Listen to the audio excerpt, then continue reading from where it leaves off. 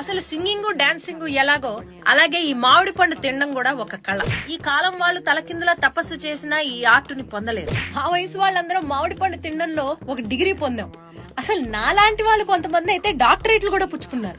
Maths science ఎలాగైతే ఇంపార్టెంటో అలాగే మామిడి పండు తినడం కూడా ఒక సబ్జెక్ట్ ఉండాలండి స్కూల్లో. శుభ్రంగా తొక్కలు తీసుకొని ముక్కలు తరుక్కుని తింటే అది మామిడి పండు తిన్నట్టు కాదు. ఒక మామిడి పండు తింటే పళ్ళ మధ్యలో ఆ పీచు ఇరుక్కుని చావాలి. మా అమ్మాయిని చూస్తూ ఉంటే నాకు అప్పుడప్పుడు భయం వేస్తూ ఉంటుంది. ఎందుకంటే ఈ తర్వాత తరాల వాళ్ళు టెంక తినడం ఇష్టపడట్లేదండి. అన్నం తిన్నాక మామిడి పండు పెడితే క్యాలరీలు ఎక్కువ ఉన్నాయని వదిలేస్తోంది. అప్పట్లో మేము రోజుకి మినిమం డజన్ కాయలు గుద్దేవాళ్ళం. ఈ మామిడి పండు తొక్కల నిండా గుజ్జొదిలేసే వాళ్ళంటే నాకు పరమ చిరాకు. మా మనవరాలు అదైతే ఇంకా అధ్వానం. మామిడి పండు ఎదురుకుండానే పెట్టుకుని మాసా తాగుతానంటోంది. ఆ కష్టం పగవాడికి కూడా రాకూడదు. అసలు ఒక టెంక తింటే టెంకకే డౌట్ రావాలి, నేను టెంకనా నిర్మలమ్మ గారి తలకైనా అని.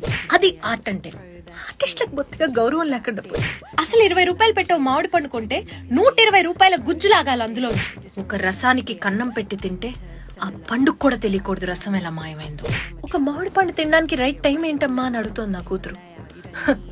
పొద్దున్న మధ్యాహ్నం సాయంత్రం రాత్రి అర్ధరాత్రి ఎప్పుడు పడితే అప్పుడు తినాలమ్మా అని చెప్పాను. ఆ రోజులే వేరు. సమ్మర్ లో ఎండలు వస్తాయన్న భయం కన్నా మామిడి పండు తినొచ్చన్న ఆనందమే ఎక్కువ ఉండేది మాకు. బహుశా ఈ కళ మా తరంతోనే అంతరించిపోతుందేమో.